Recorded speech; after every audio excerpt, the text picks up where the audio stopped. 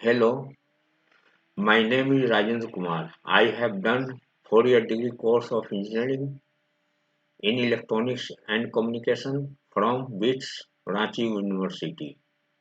I am founder of Newton Academic Classes. I have more than 20 years of experience of teaching like NEET, JEE Mains, JEE Advanced, Board Exam and KVPY, etc.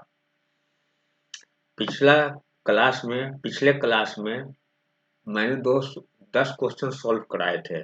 वो इस तरह के question 10 question solve कराए थे। ये रहा 10th question. आप लोगों ने काफी पसंद किया, मुझे बहुत खुशी हुई और मैं कोशिश करूंगा कि जो सजेशन आपने दिया है या जहां दिक्कत हुई है आपको, आपने पॉइंट आउट किया है, मैं उसका शुक्रगुजार हूं। हमारी यही कोशिश रहेगी कि क्वेश्चन के थ्रू कंसेप्ट को कैसे क्लियर करें ज्यादा से ज्यादा। एक तो होती है थ्योरी पहले पढ़ा दिया तब क्वेश्चन आंसर कराया, और मैं डायरेक्ट क्वेश्चन करा रहा हूं और उसके जरिए थ्योरी क्लियर कर रहा हूं। हाँ, अगर वीडियो पसंद आए तो आप वीडियो को लाइक कीजिएगा, शेयर कीजिएगा, सब्सक्रिप्शन अगर करेंगे तो नेक्स्ट वीडियो का नोटिस आपको मिल जाएगा। तो बेल आइकन दबाएं और अपने मित्रों को भी बताएं जो नीट की तैयारी कर रहे हैं। ये बिल्कुल फ्री ऑफ कॉस्ट है और लगातार मैं इस तरह के वीडियो पोस्ट करता रहूंगा। और ये जो मैं बताने जा रहा हूँ, इसमें अगर आपको कुछ दिक्कत हो तो आप हमें बताना ताकि मैं उसे दूर कर सकूं। तो question for practice following next 10 problems are given for upcoming, ये मैंने पिछले क्लास में लिखा था। आप एक बार फिर ट्राई कर लेना सेल्फ। तो कुछ क्वेश्चन कराने से पहले एक टर्म वर्टिकल मोशन या प्रोजेक्टाइल मोशन में बार बार यूज होता है, एक फॉर्मूला, मैं उसे रिवाइज कर देता हूँ। मैं उसको रिवाइज करा रहा हूँ।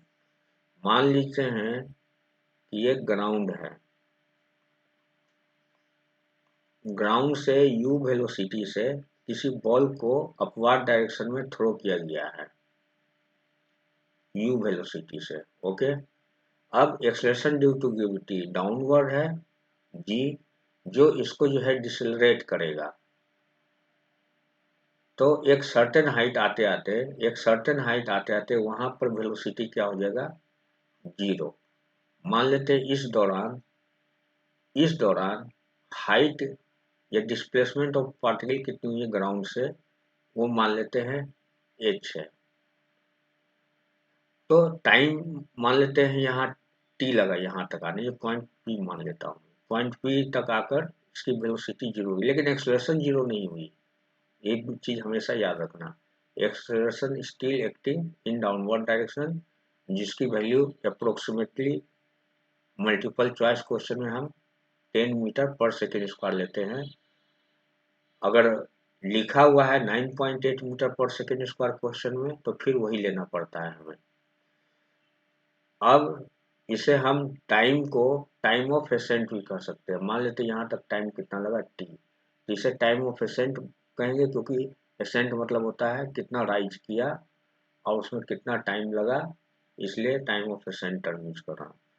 तो वर्टिकल मोशन के लिए सिर्फ वर्टिकल इक्वेशन आप यूज करें, जैसे s y is equal to u y t plus half a y t square. एक डायरेक्शन सिलेक्ट करना होता है। ये बॉल ऊपर की तरफ जा रहा है, मान लेते हैं इसी डायरेक्शन को हम पॉजिटिव मान लेते हैं, अपवार्ड डायरेक्शन, वाई डायरेक्शन को, जो वाई डायरेक्शन है इसको पॉजिटिव मान लिया हमने। तब यहाँ पर डिस्प्लेसमेंट 0 है, हाईएस्ट पॉइंट पर आकर डिस्प्लेसमेंट h हो गया है। तो यहाँ एस वाई की जगह पर h लिख सकते हैं, उसी डायरेक्शन में है। यू वाई, अगर यू वाई से करेंगे तब तो गड़बड़ हो जाएगी। ऐसा करें, एक बार फिर से आपको एक और नई बात बताते हैं। अभी इस h को हटा देते हैं, क्योंकि ये कन्वेंशनली हमारी आदत होगी कि पहले हम यही फार्मूला लिखते हैं, और जो मैं बताने जा रहा हूँ जनरली लोग वो फार्मूला यूज नहीं करते। तो मैं एक बार फिर से आपका ध्यान इस तरफ दिलाता हूँ। S y displacement in y direction को ये इनिशियल वेलोसिटी के टर्म में, फाइनल वेलोसिटी के टर्म में भी लिखा जाता है। तब ये हो जाएगा वी वाई टी, वो प्लस साइन जो है माइनस हो जाता है, minus half g t square. Okay, तो यहाँ पर देखना वी वाई क्या हो गया है, वी वाई तो 0 है और हाइट कितना अटेंड किया, एच, तो एच इज इक्वल टू हो गया वी वाई 0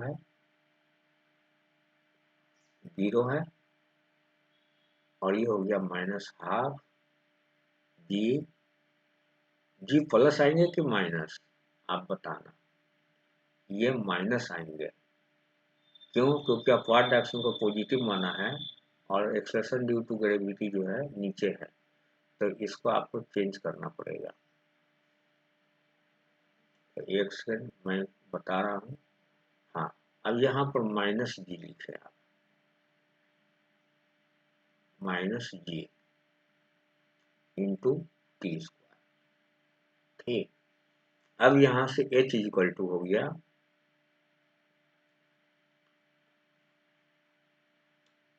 तो जगह कम पड़ गई है, थोड़ा सा इसको इस साइड में क्लियर कर देता हूँ। तो एच इज इक्वल टू क्या हुआ, प्लस माइनस और minus plus half g t square. Okay, which implies t is equal to root over 2h by g. अगर सभी ऐसा यूज हुए तो टी सेकेंड जो है टाइम लगा, ये टाइम ऑफ एसेंट भी बोलते हैं उसे। अब एक दूसरा केस कंसिडर कर रहा हूँ, इसे यहाँ से मैं 2 पार्ट में डिवाइड कर देता हूँ। अब बताना है, ये था टाइम ऑफ एसेंट के लिए, ये जो मैंने यहाँ पढ़ाया था ये टाइम ऑफ एसेंट के लिए था फिगर या कैलकुलेशन, टाइम ऑफ एसेंट। और यहाँ पर मैं बताने जा रहा हूँ time of descent, time of descent. Free fall का तो नाम सुना होगा, फ्री फॉल का मतलब होता है किसी बॉल को जस्ट ड्रॉप किया, रिलीज किया, तो धरती पर आकर बॉल गिरती है, या जो पहला स्थान जहां मिला, चबूतरा हो या कुछ भी हो, अपना बॉल नीचे की तरफ हर हाल में जाएगा, एक्सेलरेशन ड्यू टू ग्रेविटी। तो मान लेते हैं एक पॉइंट है, ग्राउंड से इसकी हाइट h है, ग्राउंड से इसकी हाइट h है। ओके, हाँ, एक चीज ध्यान देना कि बॉल को यहाँ ड्रॉप किया है हमने, तो जब भी क्वेश्चन में लिखा रहे कि बॉल ड्रॉप किया गया है या जस्ट रिलीज किया गया है, उस वक्त इनिशियल वेलोसिटी क्या लेंगे, 0। तो यहाँ यू आई क्या हो गया, 0। लेकिन under the influence of gravity g is equal to 10 metre per second square से ये एक्सलरेट हो रहा है अर्थ के तरफ। यानी ये भी समझ सकते हैं कि अगर एक्सलरेशन, अगर वेलोसिटी 0 है तो इसका मतलब ये नहीं है कि एक्सलरेशन 0 है। इस केस में आप देख सकते हैं कि वेलोसिटी भले 0 हो, स्टार्टिंग वेलोसिटी, लेकिन एक्सलरेशन है। अच्छा, अब मैं इसे फार्मूला के अनुसार इसे फार्मूला बनाने जा रहा हूँ इसी तरह से। अब ये फिर से लिखे, s y equal to u y t plus half a t square. Okay, तो एस वाई है, डाउनवर्ड डायरेक्शन को मैं मान लेता हूँ इस बार पॉजिटिव, ये इंडिपेंडेंट है, अपने चॉइस पर डिपेंड करते हैं। तो यहाँ पर h हो गए प्लस इनिशियल वेलोसिटी 0 है, यानी यू वाई 0 है, plus half a t square. फिर सिंप्लीफाई करेंगे तो t की वैल्यू जो टाइम ऑफ डिसेंट के रूप में है, यही आ जाएंगे रूट ओवर 2h बाई जी। यानी आपको हाइट पता है, सिर्फ हाइट पता है, तो टाइम ऑफ एसेंट या टाइम ऑफ डिसेंट निकाल लेंगे। आइडियल कंडीशन में जब कोई एयर फ्रिक्शन, एयर ड्रैग ना हो या विंड ब्लो ना हो, उस केस के लिए है फार्मूला। अब आगे बढ़ते हैं, एक एक करके क्वेश्चन आपको सॉल्व कराते हैं। पहला क्वेश्चन को आप जरा ध्यान से पढ़ें और समझें, और मैं थोड़ा कभी कभी रुक जाता हूं, तो उस दौरान जो है आप सोचिए कि अगला स्टेप क्या हो सकता है। हाँ, क्वेश्चन नंबर 1 ये है, a boy wants to throw a ball from a point A. कोई एक बॉय है जो पॉइंट ए से बॉल को थ्रो करता है। तो यहाँ से फिगर में नजर आ रहा है कि पॉइंट ए जो है 20 मीटर की हाइट पर है। Okay, point A so as to just reach point B as shown. ये पॉइंट बी है जो ग्राउंड से 12 मीटर की हाइट पर है। ये पॉइंट बी है, इसी को क्लियर करना है इसे। और दोनों पॉइंट के बीच में हॉरिजॉन्टल डिस्टेंस कितना है, 30 मीटर। ये भी आप ध्यान रखें। अब ये क्या कहता है आगे क्वेश्चन में, the minimum velocity with which the boy should throw the ball. Minimum velocity कितनी होनी चाहिए जिससे कि बॉल पॉइंट बी को क्लियर करे। तो एक बात और बताना चाहूंगा, यह जरूर सिंपल क्वेश्चन है, लेकिन आप आगे देखेंगे कभी इसको टावर कर देगा, कभी इसे टावर के अलावा बिल्डिंग का टॉप बता देगा, या क्लिप बता देगा, और इसे खिड़की बता देगा कि खिड़की के अंदर जस्ट थ्रो करना है। तो इसी को मॉडिफाई करके क्वेश्चन दिया जा सकता है। तो इन सब केसों में आपको सिर्फ ये ध्यान रखना, पॉइंट ए कितने हाइट पर है, पॉइंट बी कितने हाइट पर है। तो मिनिमम वेलोसिटी क्या होगी। तो मिनिमम वेलोसिटी के लिए देखिए, वेलोसिटी का फार्मूला क्या होता है, एक सेकंड में बता रहा हूँ। हाँ, वेलोसिटी जो होता है, कंप्लीट वेलोसिटी, जैसे कि यहाँ पर ये है v वेलोसिटी है। इसकी दो कंपोनेंट हमेशा होती है वेलोसिटी की, एक vx, जैसा कि इस पिक्चर में दिखाया गया है, ये क्या है vx, और ये है vy। vx प्लस vy, ये दो वेलोसिटी से मिलकर बना है कंप्लीट वेलोसिटी v। अगर मैं यूनिट वेक्टर के टर्म में लिखूं, तो ये x डायरेक्शन में है, तो मैं इसे लिख सकता हूँ vx i, तब इस पर साइन नहीं आएंगे, वेक्टर साइन, वेक्टर बन जाएंगे, प्लस vy j। ओके, अब यहाँ पर देखें कि ये वेलोसिटी को अगर मैं जीरो कर देता हूँ, ठीक है, तो इसमें क्या करना पड़ेगा, ए से बी पहुंचना है। तो ओवरऑल ये हॉरिजॉन्टल डिस्प्लेसमेंट है ना 30 मीटर। यहाँ से आप मान लें हॉरिजॉन्टल डिस्प्लेसमेंट है, उसकी जरूरत है। वर्टिकल तो अपने आप आ जाएगा ड्यू टू ग्रेविटी। तो वर्टिकल के लिए इसको जस्ट थ्रो करेंगे हॉरिजॉन्टली। क्यों, यहाँ पर देखो, अगर वी वाई को मैं जीरो मान लेता हूँ, तो वी क्या होगा, वेक्टर साइन घटा दें, तो कंप्लीट वेलोसिटी क्या हो जाएगा, v x. Okay, complete velocity क्या हो जाएगा, वी एक्स। तो इसमें वी वाई है नहीं, तो ये मिनिमम वेलोसिटी हुआ या नहीं हुआ, एक्स डायरेक्शन में अगर हम थ्रो करें बॉल को, तो ये हुआ मिनिमम वेलोसिटी, ये हुआ मिनिमम वेलोसिटी। ओके,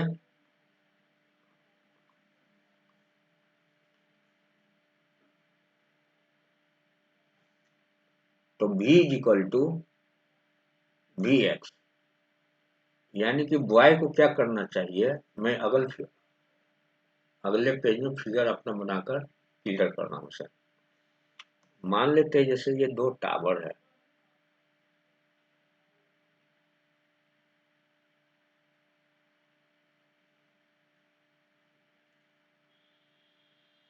एक टावर ये है, ये ग्राउंड है, और इस ग्राउंड के बीच की डिस्टेंस को हम x मान लेते हैं, जो x is equal to 30 metre दिया गया है। जहां से थ्रो किया ये पॉइंट ए है, ये पॉइंट, और जहां से जस्ट क्रॉस करना है जो पॉइंट, वो है बी।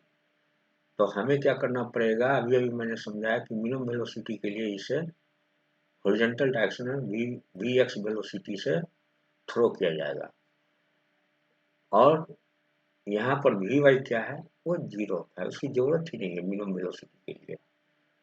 अब यहाँ पर धीरे धीरे ग्रेविटी के कारण जो है, यहाँ पर आकर जस्ट क्रॉस किया, तो यहाँ पर कंपोनेंट वी एक्स वही रहेगा अभी भी, वी वाई भी आ जाएंगे, लेकिन उसकी चिंता न करें, वो ग्रेविटी के कारण आ जाएंगे, लेकिन हमें तो जस्ट क्रॉस करना है। ठीक है, तो यहाँ पर वी वाई हो गया, इसकी जरूरत हमें नहीं पड़ेगी। अब एक्स डायरेक्शन में कोई एक्सलेशन नहीं होता है, इसलिए इनिशियल जो वेलोसिटी है हॉरिजॉन्टल डायरेक्शन में और फाइनल जो है वो सेम होंगे। इस यहाँ से ही आप प्रोजेक्टाइल मान लेते ये डिस्टेंस एक्स है, ये डिस्प्लेसमेंट पार्टिकल की वर्टिकल डायरेक्शन में एक्स है, जो ग्रेविटी के कारण हुई है। ठीक है, तो यहाँ से यहाँ तक आने में टाइम कितना लगा, अब आप तुरंत बता देंगे। क्यों? क्योंकि मैंने एक्सप्लेन कर दिया है, कोई एक वेलोसिटी अगर जीरो हो इनिशियल या फाइनल, तो टाइम ऑफ एसेंट या टाइम ऑफ डिसेंट, यहाँ टाइम ऑफ डिसेंट हुआ रूट ओवर 2h/g होता है जी। तो हाइट कितना होगा डायरेक्ट समझिए आप, 2 × h। ये पॉइंट की हाइट दी हुई थी 1 मिनट पीछे देख लें, कितनी हाइट दी है, 20 मीटर और 12 मीटर। तो ये हो गया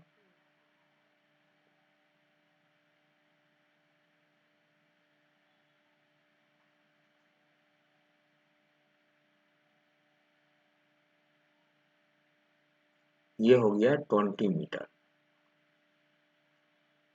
ये पॉइंट ए की हाइट है फ्रॉम ग्राउंड। अब ये हाइट कितना है, ये हाइट कितना है, यहाँ पर शो कर देता हूँ। ये हाइट ये है 12 मीटर। तो आप सोचे एच की वैल्यू क्या होगी, एच की वैल्यू क्या होगी, ये हो जाएगा 20 - 12 = 8 मीटर। तो यहाँ पर हो गया 8 मीटर अपॉन जी की वैल्यू अप्रोक्सीमेट 10 लेते हैं, जैसा कि मैंने पहले बताया था। अब ये हो गया रूट ओवर 8 × 16/10, 1.6 हो गया इतना सेकेंड। अगर इसकी आप रूट की वैल्यू निकालेंगे तो ये हो जाएगा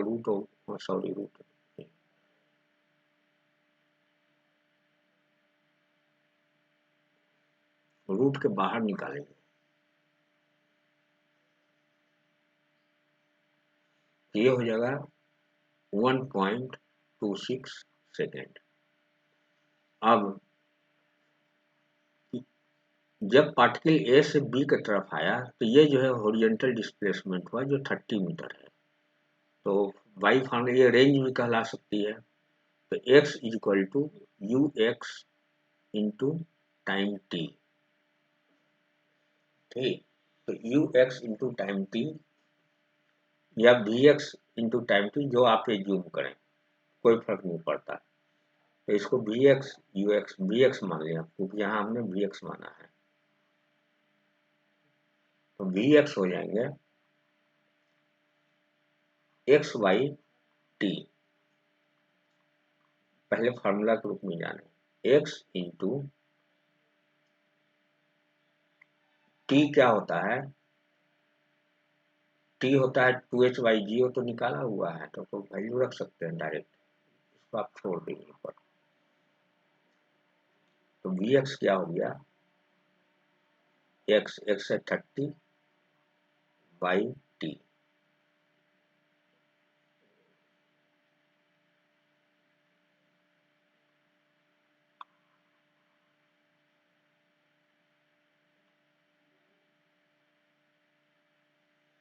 ये हो गया 30/1.26। इसको जब आप वैल्यू निकालेंगे तो मैं बता देता हूँ कितना होगा, ये अप्रोक्सीमेट 23.8 ही आएंगे। ये करके देख लेना आप, 23.8 मीटर पर सेकेंड हो गया जो मिनिमम वेलोसिटी है। अब इसमें मैंने कैलकुलेशन आपको नहीं दिखाया कि 1.26 कैसे हुआ, ये हुआ, लेकिन आपको एक शॉर्ट मेथड, एक तो क्लासिकल मेथड है जो आप 7वीं 8वीं में पढ़ते आए हैं कि रूट की वैल्यू कैसे निकालते हैं, और एक मैं शॉर्टकट बता देता हूँ। क्यों शॉर्टकट? इसलिए बताना है कि आप नीट की तैयारी कर रहे हैं, अगर उसमें क्वेश्चन ही देता है तो कैलकुलेशन लंबी दे दी जाती है, और जिन्हें ठीक पता है कैलकुलेशन चुटकी बजाते ही क्षण भर में कर बैठते हैं। जैसे देखो यहाँ एक ऑप्शन है 2.4, दूसरा है 23.8, तीसरा है 238 मीटर, चौथा है 47। मान लेते हैं कि अगर आपको 22 भी आता तब भी आप इसी को अप्रोक्सीमेट वैल्यू, अगर 22 आता इसी को सिलेक्ट करते, 24 आता तब भी यही सिलेक्ट करते, क्योंकि ऐसा तो नहीं देगा कि 23.8 है तो अगला जो है 23.3 है, ऐसा तो नहीं दिया जाता है। कहाँ 23 और कहाँ 2.4, कहाँ 238 और कहाँ 47। इसलिए आप क्या करें, मेरा ट्रिक अपनाएं। मैं एक ट्रिक बता रहा हूँ कि कैसे निकाला जाता है रूट की वैल्यू। यहाँ से पहले मैं लाइन खींच के इसे सेपरेट कर लूँ, क्योंकि ये बन चुका है क्वेश्चन। सिर्फ ट्रिक बता रहा हूँ किसकी, रूट ओवर 1.6 निकालने का तरीका। उसका तरीका ये है कि इसे दो पार्ट में ब्रेक करें। पहला पार्ट वो होना चाहिए जिसकी रूट की वैल्यू हमें पता हो, तो यहाँ पहला पार्ट 1 है, 1 की रूट 1 ही होती है, इसलिए इसे हम 1 और बाकी बचा पॉइंट 0.6 हो गया। अब रूट के बाहर अगर इसे निकालेंगे तो रूट 1 कितना होता है 1, और जब ये फ्रैक्शनल पार्ट 0.6 को बाहर रखेंगे तो इसका नियम ये है कि उसी को जस्ट के तस लिख दें, 0.6 अपॉन 2 टाइम्स किसका होगा, 1 का होगा। हमेशा ये करेंगे तो आप पाएंगे कि अप्रोक्सीमेट वैल्यू निकल गया। तो यहाँ हम लिख सकते हैं 2 इंटू 1। तो आप सोचिए ये क्या हो गया 0.3, तो 1.3 अप्रोक्सीमेट वैल्यू कितना हो गया। मैं अगले पेज में बता देता हूँ।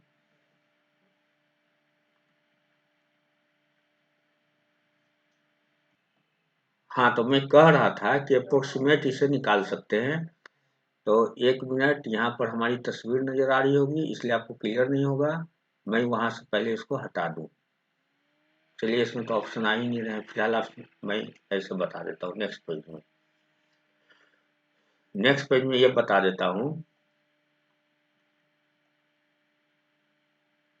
कि 1.6 का रूट कैसे निकालेंगे।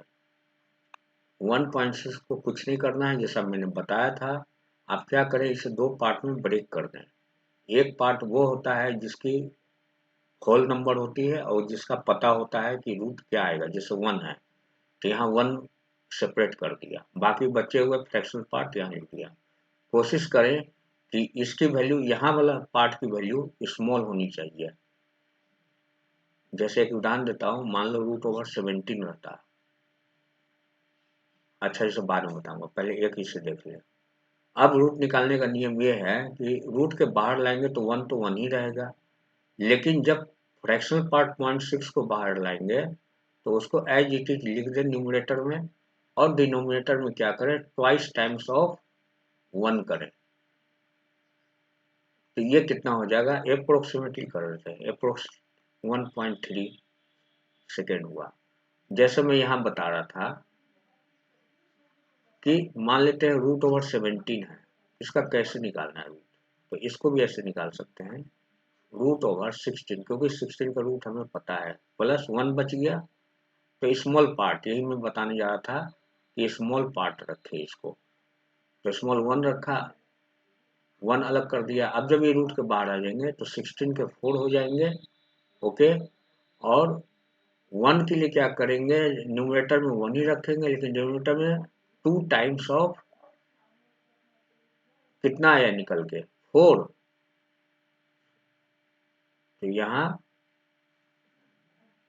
तो यहाँ क्या करेंगे कि ये जो 4 आए हैं 2 टाइम्स करके यहाँ लिख दें। अब देखना ध्यान, ये हो जाएगा 4 प्लस 1/8। ओके, अब ये हो जाएंगे 4 प्लस 1/8।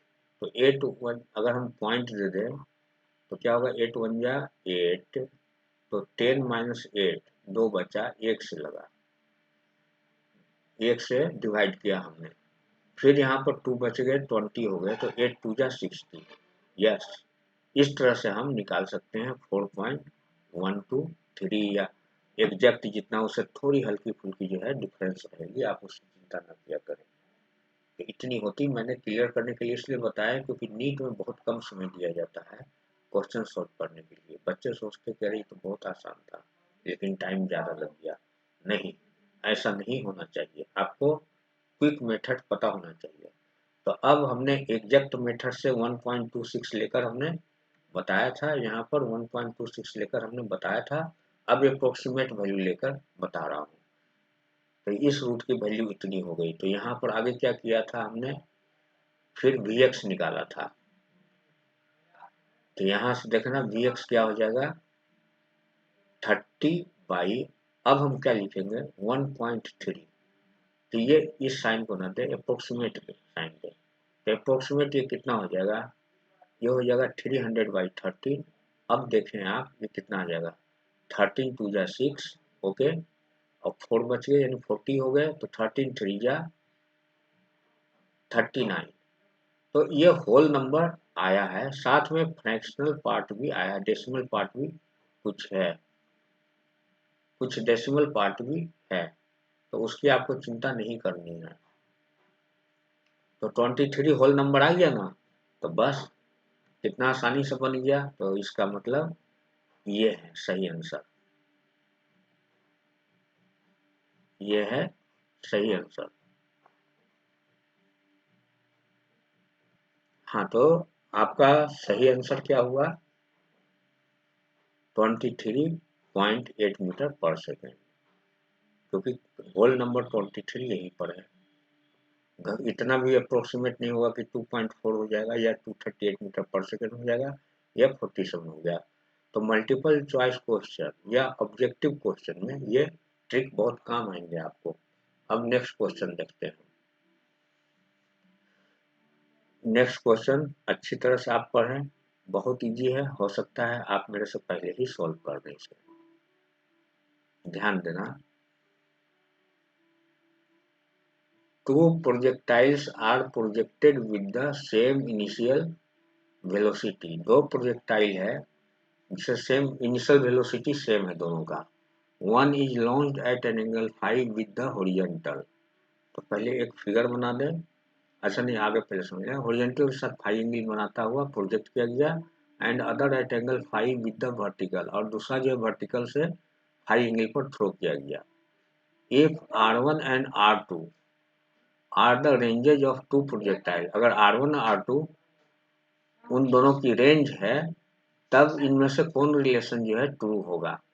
तो इसके लिए अगर एनिमेशन के थ्रू बताओ तब तो आप तुरंत कह देंगे कि सही आंसर क्या होगा, लेकिन फिर भी पहले कैलकुलेशन मेथड से मैं बताता हूँ। पहले मैं फिगर ड्रॉ कर रहा हूँ। ये मान लेते हैं ग्राउंड है, ये ग्राउंड है, ओके। यहाँ पर एक को हाई वेलोसिटी से 5 एंगल से थ्रो किया गया है, वेलोसिटी u मान लेते हैं, ठीक। और ये वर्टिकल लाइन में ड्रॉ कर रहा हूँ,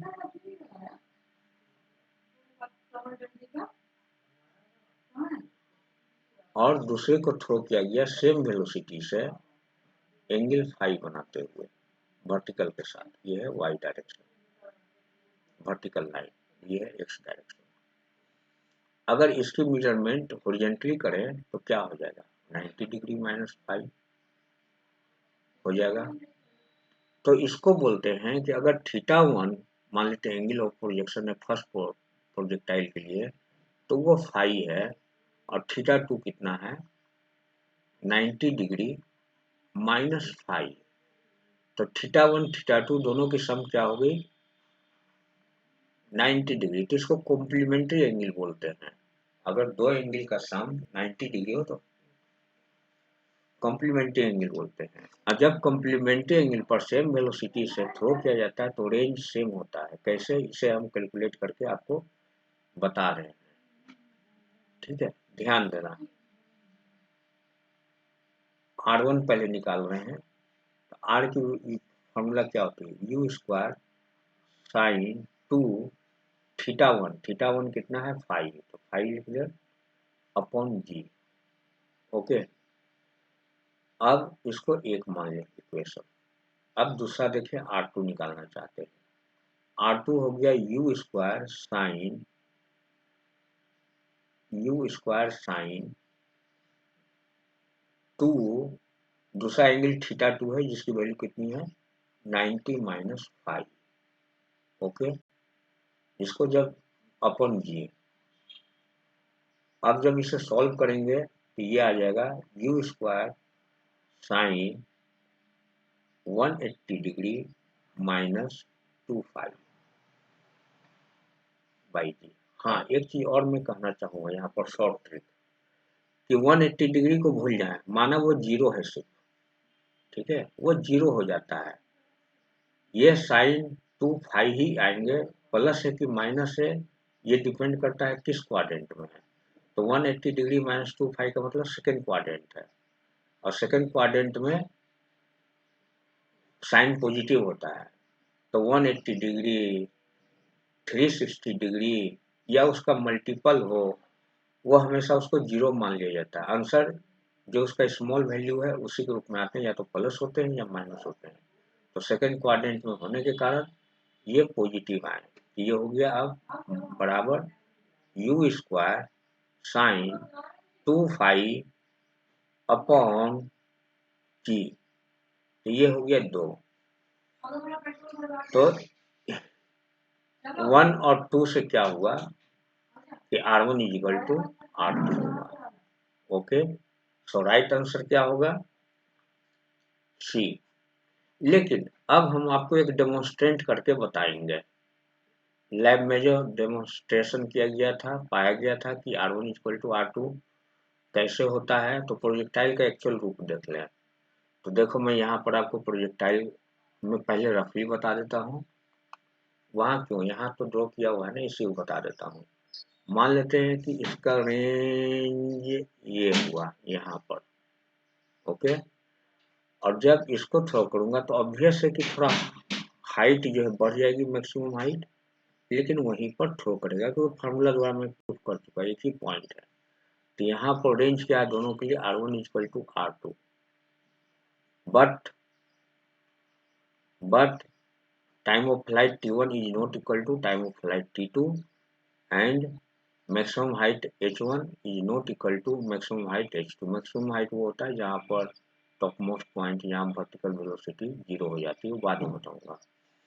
तो मैं इसे डेमोन्स्ट्रेशन के थ्रू भी बता सकता हूँ। इसके लिए आप एक सेकंड रुके, मैं डेमोन्स्ट्रेशन के थ्रू बताता हूँ। ये देखिए, ये लैब में किया गया है। दो कम्प्लीमेंट्री एंगल मान लें अपने तरफ से, मान लेते एक 30 है तो दूसरा 90 माइनस 30 कितना होगा 60 डिग्री। तो पहले इसे 30 डिग्री पर प्रोजेक्ट करके देखते हैं। यह है 30 डिग्री, ये हमने प्रोजेक्ट किया तो ये कहाँ आया, यहाँ पर मान लेते 18 मीटर की दूरी पर। ठीक है, हो गया। अब इसको क्या करते हैं, टिल्ट करते हैं, एंगल ऑफ प्रोजेक्शन चेंज करते हैं, 60 कर देते हैं, 60। अब प्रोजेक्ट करके देखें, लीजिए रेंज सेम हो गया। ये थोड़ा खींचने में थोड़ी सी दिक्कत होगी, 55 डिग्री पर थ्रो हो गया, सॉरी।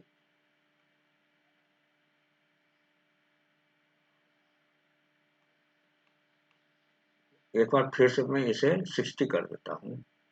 पहले ये 60 डिग्री पर हमने प्रोजेक्ट किया एक प्रोजेक्टाइल को।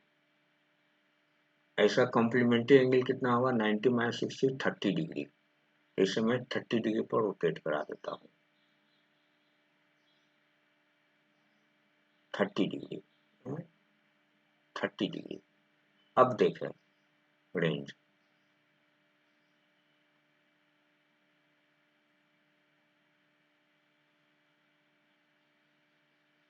हेलो, यहाँ सेम रेंज नहीं मिल रहा है। ऐसा क्यों हुआ, एयर रेजिस्टेंस साथ में आ गया था, इस कारण हुआ। हमारा जो है आइडियल केस है कि कोई किसी तरह का रेजिस्टेंस ना हो, एयर ड्रैग नहीं हो, एयर विंड नहीं हो, ये सब। तो अब देखेंगे तो सेम आएगा। सबसे पहले इसे मैं डिस्कार्ड करता हूँ। अब ये 30 डिग्री पर है, ध्यान दें 30 डिग्री पर क्या हुआ, ये हुआ रेंज। ठीक, अब 60 डिग्री पर इसी को टिल्ट करके कर रहा हूँ, 60 डिग्री पर फिर प्रोजेक्ट कर रहा हूँ। देखिए अब सेम रेंज मिला आइडियल केस में। वो एयर रेजिस्टेंस जो है ना ऑन था, इसलिए ऐसा हो रहा था कि एक ही रेंज नहीं मिल रहा था। चलिए ये भी अच्छा हुआ, क्योंकि कम से कम आपको ये तो समझ में आ गया कि अगर एयर रेजिस्टेंस प्रेजेंट रहेगा तो उस केस में R1 इक्वल टू R2 नहीं होगा। अब वापिस चलते हैं अपने क्वेश्चन पर। ओके, आपको अच्छी तरह समझ में आ गया कि R1 इक्वल टू R2 है। गुड। अब नेक्स्ट क्वेश्चन को हम देखते हैं।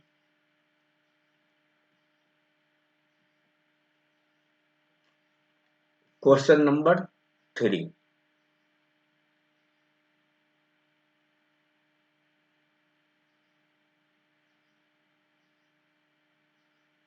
हाँ, यहाँ ध्यान देना, a particle is thrown from a tower of height 40 metre as shown in the figure. एक पार्टिकल है जो एक टावर से थ्रो किया गया है। ये मान ले टावर है जो 40 मीटर हाइट पर है और यहाँ से थ्रो किया गया। याद रखना इसमें क्या टर्म यूज किया है, ड्रॉप नहीं, रिलीज नहीं, थ्रो किया गया है। ठीक है, तो थ्रो हो गया तो इनिशियल वेलोसिटी, वर्टिकल वेलोसिटी कभी जीरो नहीं होगा। The time when the particle strike the ground and the distance of this point from foot of tower respectively are। तो इसमें पूछा जा रहा है कि वह समय जब पार्टिकल जो है ग्राउंड को टच करता है, यानी यहाँ से यहाँ आएगा, ग्राउंड को टच करता है, वो क्या होगा टाइम, और डिस्टेंस कितनी डिस्टेंस पर यहाँ फुट ऑफ टावर से आगे कितनी दूरी पर गिरेगी, कितनी डिस्टेंस पर फॉल करेगी। ओके, तो एक चीज ध्यान देना, ये क्वेश्चन कभी कभी बदल के लिखे जाते हैं। जैसे कभी कभी कह देता है कि एक ट्री है, ट्री पर से थ्रो किया गया, तो ये इस तरह से ये पाथ बनते हैं। मैंने एनिमेशन के थ्रू बना के आपको दिखाया है। एक ये हो सकता है कि इतना ऊंची बिल्डिंग हो या पहाड़ हो, उस पर से थ्रो किया गया है, तब भी देखिए ये इस तरह का प्रोजेक्टाइल मोशन रहेगा। इसमें भी वही है, इस तरह का प्रोजेक्टाइल मोशन रहेगा। ये सिर्फ दो GIF इसलिए जोड़े गए हैं ताकि आपको क्लियर हो जाए कि इस तरह से बदलकर क्वेश्चन पूछे जाते हैं। अब आते हैं इसके सॉल्यूशन पर हम। तो यहाँ पर देखें कि 20 इस पॉइंट को हम P मान लेते हैं।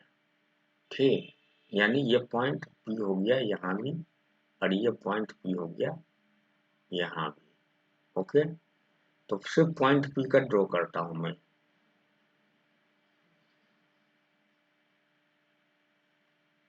पॉइंट P जिसे टावर की हाइट के रूप में लिया गया है इस पॉइंट तक, तो ये कितना है 40 मीटर है। चलिए 40 मीटर है, और ये जो प्रोजेक्ट किया गया है 45 डिग्री एंगल पर। एक चीज याद रखना कि इसके दोनों कंपोनेंट इक्वल होंगे। तो एक कंपोनेंट हो गया ux। ओके, तो ux क्या हो जाएगा, u cos 45 डिग्री। अब u की वैल्यू क्या है, कितना से थ्रो किया था, 20√2 मीटर पर सेकेंड। तो ये हो जाएगा 20√2 इंटू 1/√2। ये कितना हो गया 20 मीटर पर सेकेंड। और वर्टिकल कंपोनेंट भी यही होगा, क्योंकि साइन 45 भी 1/√2 होता है। तो ये भी हो जाएगा 20 मीटर पर सेकेंड, और ये भी हो जाएगा 20 मीटर पर सेकेंड। अब ये यहाँ से यहाँ पर जैसा कि दिखाया गया है, मैं एक अलग फिगर इसके लिए सेपरेट ड्रॉ कर देता हूँ फिर से। मतलब ये जो थ्रो किया गया है, तो इस तरह से ये इसकी रेंज बनी, या जिसे हम distance from foot of tower बोलते हैं। ये फुट है, टावर की फुट है, और ये टॉप मोस्ट पॉइंट है जिसे हमने P असाइन किया है। तो इसकी भी सॉल्यूशन में दो मेथड है। क्या कहा गया, पूछा गया the time when the particle strike, वो टाइम पूछा गया है और रेंज पूछा गया है, यानी डिस्टेंस जहाँ पर ये ग्राउंड पर स्ट्राइक करता है। तो इसे भी मैं शॉर्टकट मेथड से बनाऊंगा। हाँ, पहले यहाँ हम टाइम ऑफ फ्लाइट निकाल लेते हैं, जो अच्छी तरह से आप समझ चुके हैं। ये क्या होगा, √2h/g होगा क्या, कि कुछ और होगा? हमें लगता है कि कुछ और होगा, गड़बड़ है। ऐसा ना हो कि जब आप लोग क्वेश्चन सोल्व करें तो डायरेक्ट ये फॉर्मूला यूज कर दें, T=√2h/, ये तब के लिए थे जब ux, कहने का मतलब एक वेलोसिटी जीरो हो फ्री फॉल के दौरान या अपवार्ड थ्रो करे तब, इसलिए ये फार्मूला यूज नहीं करेंगे। यहीं पर गलती हो जाएगी, अब पता भी नहीं चलेगा कि हमने क्या गलती की थी जिसके कारण मार्क्स नहीं आए। इसको बिल्कुल हटाइए, यहाँ पर फार्मूला कुछ और यूज होगा, कंप्लीट जो है इक्वेशन यूज होगा। अगर वर्टिकल मोशन को कंसीडर करें तो एस वाई, नेक्स्ट पेज में मैं समझा देता हूँ। S y equal to u y into t plus half a by t square. अब यहाँ पर देखें, एक डायरेक्शन एज्यूम करना पड़ेगा। तो मान लेते हैं इस केस में ऊपर के डायरेक्शन को, अपवार्ड डायरेक्शन को पॉजिटिव कंसीडर कर रहा हूँ, तो ऑब्वियस है डाउनवर्ड डायरेक्शन क्या होगा, नेगेटिव। ओके, और इस साइड को पॉजिटिव मान रहा हूँ। तो ये हाइट कितने हाइट पर है, केवल ये आप ध्यान रखिए 40 मीटर की हाइट पर है। ये टावर की हाइट कितनी है, 40 मीटर, बस बाकी सब बन जाएंगे। अब एस वाई -40 होंगे, क्यों, डाउनवर्ड डायरेक्शन में है, जैसा कि अभी मैंने यहाँ पर क्लियर किया। यहाँ पर मैंने क्लियर किया, ये 40 मीटर है ये हाइट, ये माइनस होंगे क्योंकि बिलो द वर्टिकल लाइन। अच्छा, -40 is equal to u y, ये पॉजिटिव होंगे, 20 आया था यू वाई, 20t प्लस, अब जी माइनस होंगे या प्लस होंगे ये बताइए। तो अपवार्ड डायरेक्शन में है और जी हमेशा वर्टिकली डाउनवर्ड है, इसलिए -10 होंगे इंटू टी स्क्वायर। अब इसे सॉल्व करेंगे और सबको इस तरफ आप ले आए, ये कितना हो जाएगा, -5t स्क्वायर। तो लेफ्ट साइड आकर 5t स्क्वायर हो जाएगा, 5t स्क्वायर, और 20t लेफ्ट साइड आकर हो जाएगा -20t, और ये यहाँ तो पहले से है -40। ओके, तो यहाँ पर 0, 5 से डिवाइड कर दे, इक्वेशन को सिंप्लीफाई कर दे, ये हो जाएगा टी स्क्वायर, 5 4 या 20, सो 4t, और ये हो जाएगा -8 इक्वल टू 0। अब क्वेश्चन तो बहुत इजी था, लेकिन चक्कर क्या है, ये इक्वेशन को सॉल्व करना है। तो दो तरीके से मैं बता देता हूँ, अप्रोक्सीमेट मेथड जो मेरा है बनाने का, और एक जो है एग्जैक्ट निकालने का। तो मैं देखता हूँ किस मेथड से सॉल्व कर सकता हूँ। सबसे पहले ये इसका कोई पार्ट इस तरह से नहीं बन रहा है जिसकी प्रोडक्ट 8 हो, या डिवीजन। तो इसके लिए हमें क्या करना पड़ेगा, आपको ध्यान होगा क्वाड्रेटिक इक्वेशन, वो होता था quadratic equation ax² plus bx plus c equal to, अगर 0 हो तो इस केस में x क्या होता था, -b plus minus √b² -4ac by 2 into a। Okay, so इसी फार्मूला को जब मैं यूज करूंगा टाइम वाले के लिए, तो ये इक्वेशन क्या हो जाएगी, इस इक्वेशन का सॉल्यूशन क्या हो जाएगा, t इक्वल टू -b। तो -b की जगह पर यहाँ -4 है, यहाँ पर कितना है, -4, तो हो जाएगा -4 plus minus √b² means -4² -4 into a। तो ए है इसमें नहीं है, 1 है, टी स्क्वायर लिखा है, इसका मतलब 1 है, इंटू सी, तो सी कितना है -8। अब बच्चे ने ये सोचा कि अरे ये तो क्वेश्चन बहुत आसान था, अब इसका कैलकुलेशन कैसे करूंगा। ये हो गया तो बहुत इजी है, मेरा मेथड से चले शॉर्टकट मेथड। देखो ये माइनस इंटू माइनस प्लस 4 हो गया, ओके, प्लस माइनस इसको मैं इस रूप में लिख रहा हूँ, -4 स्क्वायर को +4 स्क्वायर भी लिखो कोई फर्क तो पड़ेगा नहीं, क्योंकि माइनस का स्क्वायर ये पॉजिटिव हो जाता है। तो ये हो गया 4 स्क्वायर, और ये माइनस इंटू माइनस कितने हो गए, प्लस हो गया, तो इसे प्लस लिख देता हूँ। अब ये 4 है और 8 को 2 पार्ट में ब्रेक कर दे, 4 इंटू 2 लिख सकते हैं, यस 4 इंटू 2 लिख सकते हैं, बाई 2a, तो 2a की वैल्यू तो 1 है, तो उसे छोड़ दें। अब यहाँ से देखें t, 4 प्लस 4 स्क्वायर को बाहर निकाल दें, नहीं निकालने से पहले चलिए और क्लियर कर देते हैं, क्योंकि हमारा ध्यान हमेशा जो है वीक स्टूडेंट के तरफ भी रहता है, कैलकुलेशन में फंस जाते बेचारे नीट वाले। तो ये हो जाएगा 1 प्लस 2, ओके, बाई 2। आप खुद अब समझ गए होंगे आप मैं क्या कर रहा हूँ, 4 प्लस माइनस 4 स्क्वायर बाहर आके 4 हो जाएंगे, और ये √1 प्लस 2 बच जाएंगे, यानी √3 हो जाएगा, बाई 2 हो गया। तो कैंसिल होने के बाद ये हुआ 4 प्लस माइनस, सॉरी 4 नहीं होगा, अब 2 से डिवाइड कर दिया हमने, 1 सेकंड रुकिएगा, ये 4 नहीं होगा,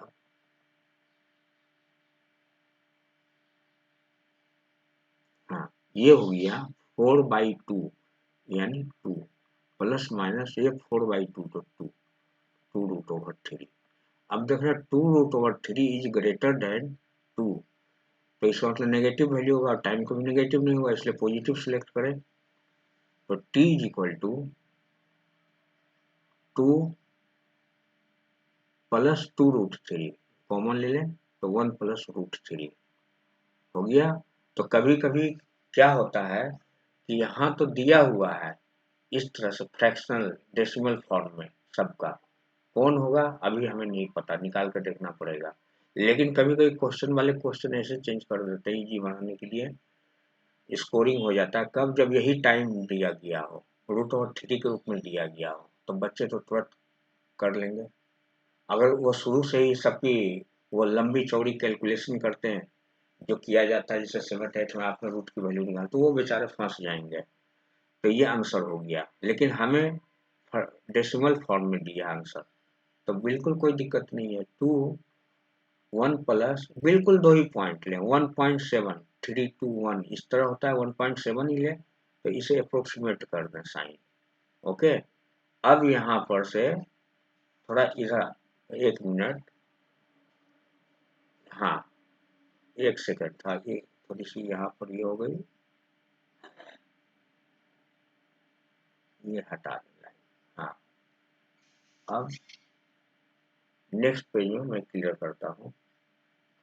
तो टाइमिंग कितनी हो गई, t इक्वल टू 2 1 प्लस, चलिए आपको समझ 1.73 तक ले लेता हूँ, चलिए समझाने के लिए 1.7 से कोई दिक्कत नहीं होती।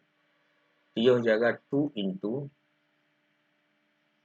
2.73,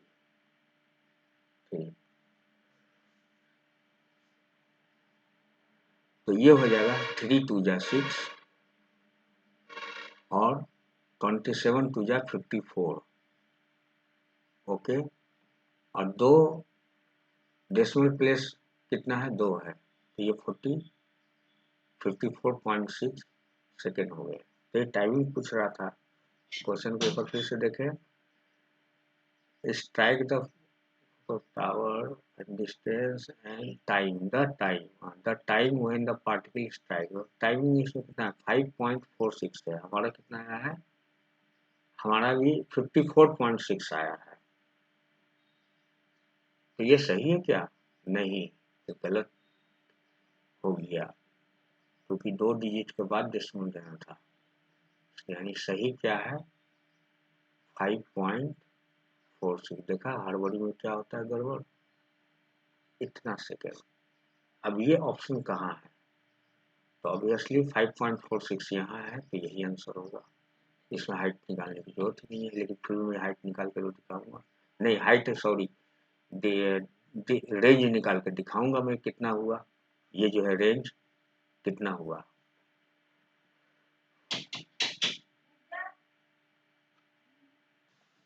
तो ये कितना हो गया 5.46। अब रेंज निकालना है, यहाँ पर ध्यान दें इस फिगर पर, ये जो टावर 40 मीटर हाइट से जो थ्रो किया गया था, तो ये इस तरह से है, कहीं ना कहीं ग्राउंड पर गिरा होगा, तो ये डिस्टेंस मान लें, हमें निकालना है ये फुट ऑफ टावर या फुट ऑफ ट्री, जो दिया रहे क्वेश्चन में। तो यहाँ से यहाँ रेंज ये आर हुआ, इस डायरेक्शन में वेलोसिटी तो है, कितना है 20 मीटर पर सेकेंड, लेकिन एक्सेलरेशन नहीं है, एक्सेलरेशन 0 है। तो सिंपली आर क्या हो जाएगा, आर हो जाएगा you x into time T. तो यू एक्स कितना हो गया 20 इंटू टाइम कितना निकाला है 5.46। तो ये 0 से 0 कैंसिल हुए, तो पॉइंट ये यहाँ से यहाँ शिफ्ट कर गया, तो ये हो गया 2 इंटू 4.6। आप ऐसा करें ना कि सबको मल्टीप्लाई नहीं करें, इन्हीं दोनों को देख लें, क्यों इतना टाइम बर्बाद करना।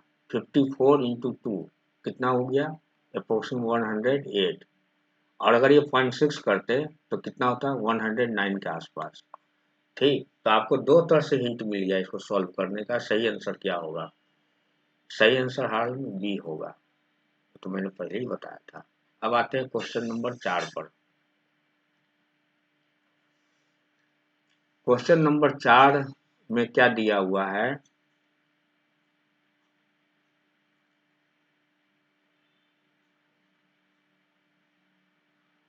क्वेश्चन नंबर 4 पर दिया है 2 पार्टिकल्स ए एंड बी। ये पार्टिकल ए है, ये पार्टिकल बी है, are placed as shown in the figure. The particle A on the top of tower, particle A कहाँ है टॉप ऑफ टावर, ये है पार्टिकल टॉप ऑफ टावर पर है, is projected horizontally with a velocity u and b is projected along the surface toward the tower simultaneously। तो जब particle A को throw किया गया हॉरिजॉन्टली ग्राउंड के तरफ, हॉरिजॉन्टली थ्रो किया गया, तो उसी वक्त एक पार्टिकल को प्रोजेक्ट किया अलोंग द सरफेस। तो यहाँ पर इग्नोर फ्रिक्शन, फ्रिक्शन इग्नोर कर दे, कहने का मतलब कि कोई अदर फोर्स या रिटार्डेशन प्रेजेंट नहीं है। तो इसको हम दो मेथड से बनाएंगे। देखिए मेथड 1 ले, ठीक है, मेथड 1 में कैसे सॉल्व करेंगे, तो इस फिगर को मैं फिर से बना देता हूँ, एक सेकेंड।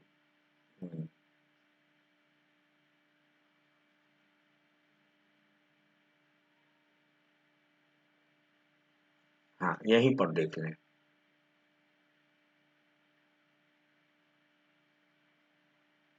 ये इस तरह से इमेजिन करें, यहाँ पर एक बॉल को थ्रो किया है जिसकी वेलोसिटी वीवी है, ओके, और यहाँ पर u वेलोसिटी से हॉरिजॉन्टली थ्रो किया गया है पार्टिकल ए को, ओके। अब ये क्या है, थ्रो करने के बाद ग्रेविटी के इफेक्ट के कारण धीरे धीरे नीचे ग्राउंड पर आ जाएंगे। जिस वक्त ये ग्राउंड पर आया एट द सेम टाइम ये भी यहीं पर आ गया, यानी पार्टिकल ए बी दोनों कोलाइड हुआ। तो आप बताइए इन दोनों के बीच डिस्टेंस कुछ दी है, पढ़े तो along the surface towards the tower simultaneously if particle meets each other then the speed of projection। ये डिस्टेंस डी यहाँ दिया है, ये है डी डिस्टेंस, दोनों इसके फुट से और यहाँ से, तो ये डिस्टेंस कितनी है डी। क्लियर हुआ, तो देखो बहुत आसान है, मेथड 1 में हम डायरेक्ट डी लिखेंगे। डी कितना हो गया range of particle A plus distance moved by particle B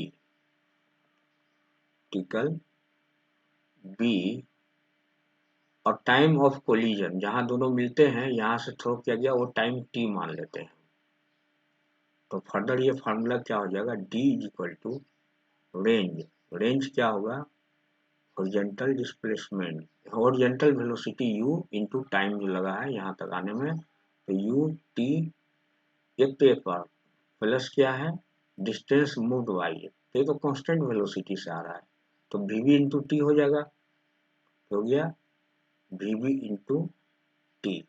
अभी आप डेटा नहीं पुट करें, नहीं तो बार बार लिखना पड़ेगा लंबी थोड़ी कैलकुलेशन, आपको टाइम सेव करना है। तो यहाँ से क्या करें आप टी कॉमन ले लें, तो ये हो जाएगा u plus v v into t, अभी भी नहीं पुट करें आप, यहाँ से जस्ट देखें कि u प्लस वी वी का वी वी निकालना है ना, तो u प्लस वी वी रहने दें, टी को उधर ले जाए तो डी बाई टी हो जाएगा।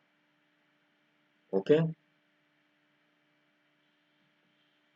तो यहाँ पर हो जाएंगे u plus v v is equal to, एक सेकेंड क्या था d, हाँ, तो डी बाई टी। अब हमें वी वी निकालना है, तो वी वी क्या हो जाएगा D by T minus you. और आपको अच्छी तरह से बताया है कि अगर हॉरिजॉन्टली प्लेस करते हैं तो इनिशियल वेलोसिटी वर्टिकल डायरेक्शन में 0 है, इसलिए यहाँ पर टी की हुई वैल्यू आएगी D upon root over 2h by g. तो एक बार फिर क्वेश्चन को देख लें, हाइट कैपिटल H दिया है, तो 2h बाई जी, तो ये हो जाएंगे d into root over g by, sorry कुछ मिस हो गया, फिर से बता देता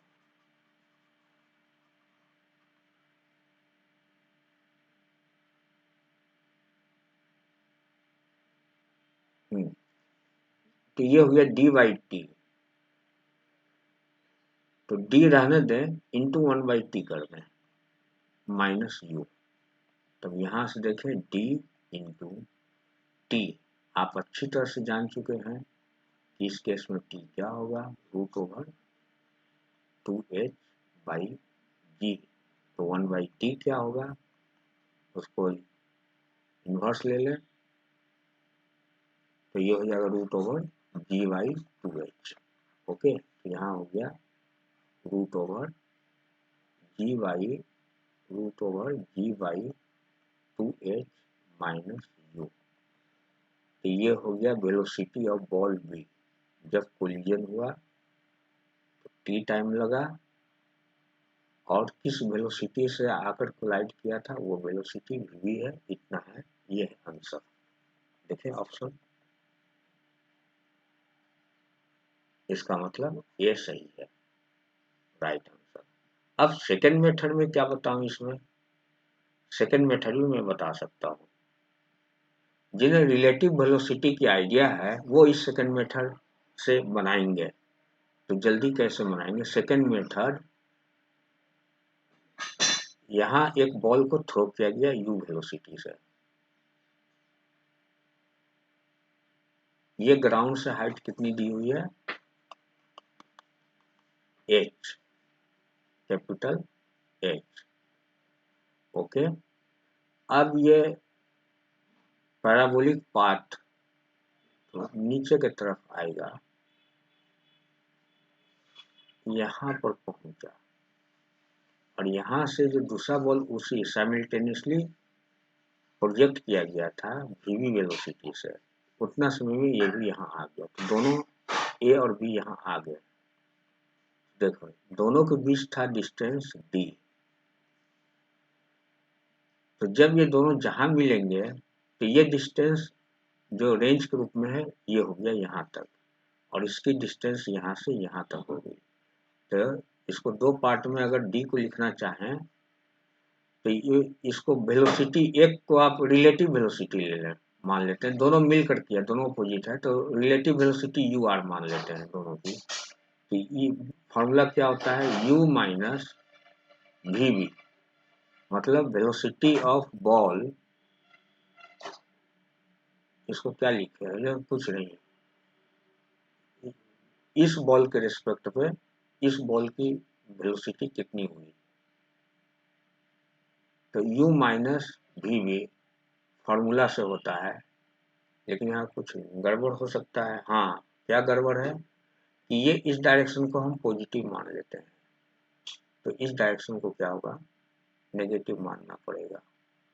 यानी कि इसको कट के यू आर हो गया रिलेटिव वेलोसिटी, या इसको वेलोसिटी ऑफ अप्रोच भी बोलते हैं, वेलोसिटी ऑफ अप्रोच, अप्रोच भी बोलते हैं। तो यहाँ से यू आर हो गया, इस डायरेक्शन को पॉजिटिव माना है तो यू तो पॉजिटिव है, माइनस माइनस वी बी, तो कितना हो गया u plus v B.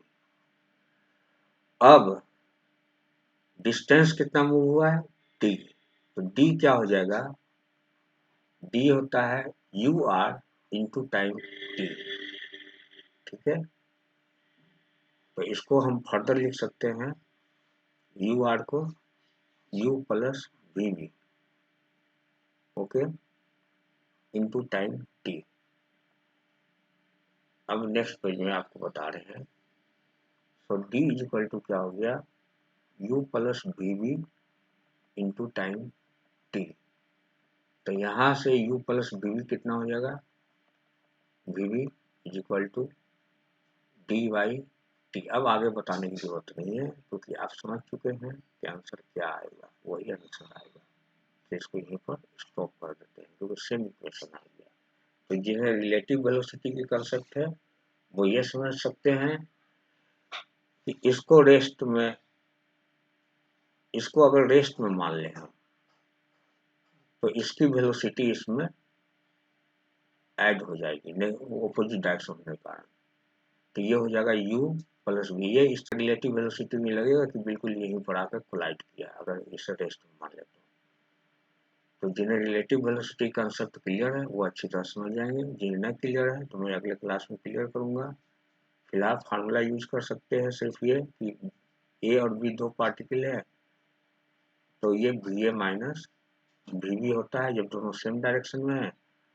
Same direction में अगर हो तो relative velocity same direction, minus करने का मतलब ये होता है कि मान लेते हैं कि बी जो है रेस्ट में है और अगर अपोजिट डायरेक्शन में है जैसे इस केस में है तो इस केस में u प्लस वी बी हो गया, ठीक है। बाकी एज यूजुअल जैसा है, तो जो आसान लगे उस मेथड से आप बनाइए। अब आते हैं क्वेश्चन नंबर 5।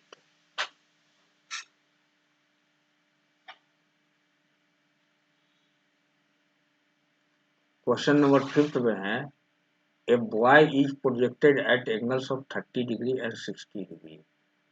एक एक बॉय है जिसने दो सेम स्पीड से पार्टिकल को थ्रो किया है, प्रोजेक्ट किया है, एक 30 डिग्री और एक 60 डिग्री पर विद द सेम स्पीड। दोनों की स्पीड क्या है, सेम है, और height h1 and h2 respectively, और रेंज कितना है r1 एंड r2। तो with the same speed the horizontal ranges are r1 and r2 and maximum height h1 and h2 respectively then. तो पूछा है कि इनमें से कौन सा रिलेशन ट्रू होगा। ये तो सबसे आसान है, मैं आपको डेमोन्स्ट्रेट करके ही दिखा देता हूँ। पहले मैं 1 मिनट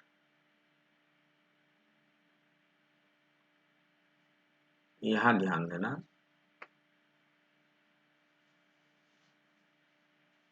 ये ग्राउंड है, एक को 30 डिग्री से प्रोजेक्ट किया गया, तो मान लेते हैं ये इस तरह से यहाँ पर फॉल किया, ये पॉइंट भी मान लें, ठीक, और यू वेलोसिटी है। फिर दूसरा जो प्रोजेक्टाइल है उसे भी यू वेलोसिटी से ही प्रोजेक्ट किया गया, लेकिन दिस टाइम एंगल कितना है, कॉम्प्लीमेंट्री एंगल 30 डिग्री है। और आप जानते हैं कि पार्टिकल फिर वहीं गिरेगा, जिनसे मिस हो गई है वो पॉइंट, ये मान लेते हैं हाइट h1 है, ओके, और ये हाइट कितना है, मैक्सिमम हाइट h2 है। तो आप तो खुद फिगर ही देखकर कह देंगे कि h1 is less than h2, यानी h1 by h2 is less than 1। तो इसका मतलब डी ऑप्शन करेक्ट है। इसको डेमोन्स्ट्रेट करके बता देते हैं हम आपको, ताकि कभी कंफ्यूजन ना हो। ये देखो मैंने किया था, एक बार फिर से दिखा देता हूँ। देखो पहले मान लो 60 डिग्री पर प्रोजेक्ट किया पार्टिकल को, 30 डिग्री लिख देता हूँ, 30 डिग्री पर था ना पहले, ये 30 डिग्री पर प्रोजेक्ट किया, तो ये डिस्टेंस हुआ इसका, ठीक। अब इसको 60 डिग्री पर टिल्ट कर देता हूँ, फिर प्रोजेक्ट किया, देखो सेम पॉइंट पर, तो R1 is equal to R2 हो गया, ठीक। रेंज तो सेम हुए, लेकिन ये मैक्सिमम हाइट है इसका और ये मैक्सिमम हाइट है यहाँ पर इसका, जहाँ वर्टिकल कंपोनेंट और वेलोसिटी 0 हो जाती है। चलिए वेलोसिटी टर्म में भी हम आपको बता दें, वेलोसिटी वेक्टर रूप में, ये देखिए कंपोनेंट फॉर्म में दिखा देता हूँ, वेलोसिटी वेक्टर को कंपोनेंट फॉर्म में दिखा देता हूँ। देखना मैक्सिमम हाइट किसे कहते हैं, यहाँ पर 0 हो जाती है वर्टिकल कंपोनेंट। अब फिर से दोबारा देखना, ये हुआ 0, इस पॉइंट पर आके 0 हुआ, फिर देखें ये 0 हुआ, यहाँ पर 0 हुआ, उसी तरह इसमें भी यहाँ पर 0 होगा। तो 30 डिग्री पर प्रोजेक्ट करके देखें अब,